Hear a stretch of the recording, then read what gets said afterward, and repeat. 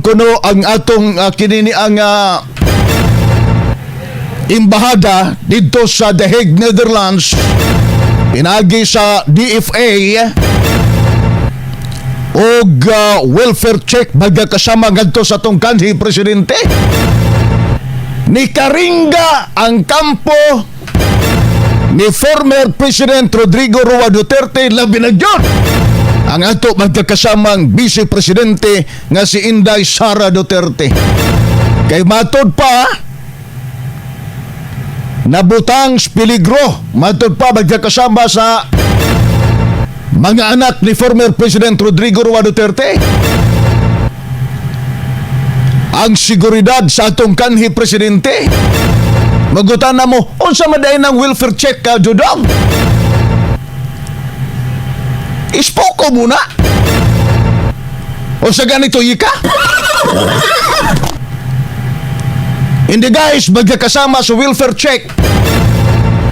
Nagpasod, magkakasama o gakanan ang baga personalidad. Kakunuhay magkakasama baga empleyados imbahada. Dito mismo sa detention cell ni former President Rodrigo Roa Duterte nga way kalibutan ang pamilya ni Digong nga gisud na sa magkakasama dito sa iyang sampataw nga bilangguan sa ICC magkakasama. Kay kuno magkakasama ang ato aga kinini ang kagamadan. Gisugo kuno nining sampataw na itong presidenting bagag. Ang imbahada magkakasama dito sa The Hague. Ang Philippine Embassy magkakasama dito sa The Hague. Nga i-check kuno ang kahintang ni former President Rodrigo Roa Duterte. Yan ang puntuhag magkakasama, may kisi-kisi. Ha?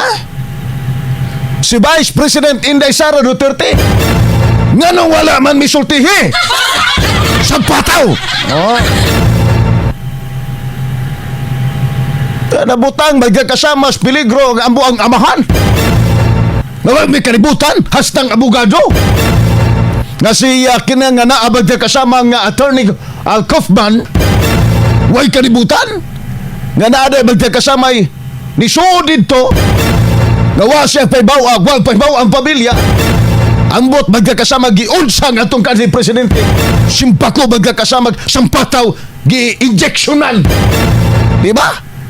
Ug unsay gi-injection magkakasama dito walay kalibutan or magkakasama basin dito magkakasama gipangutana sa Digong ba niya, ningon na ba to si Kaufman nga di nakastand sa trial. Si Digong magkakasama kay giango-ango sa pataw. Niya, base magkakasama gagi interview si Digong dito niya. Ningon magkakasama nga gabitong ebidensya audi pamandi ay. Ha? Wag pamandi ango-anguhan eh. Magkatubag pa man magkakasama sakto.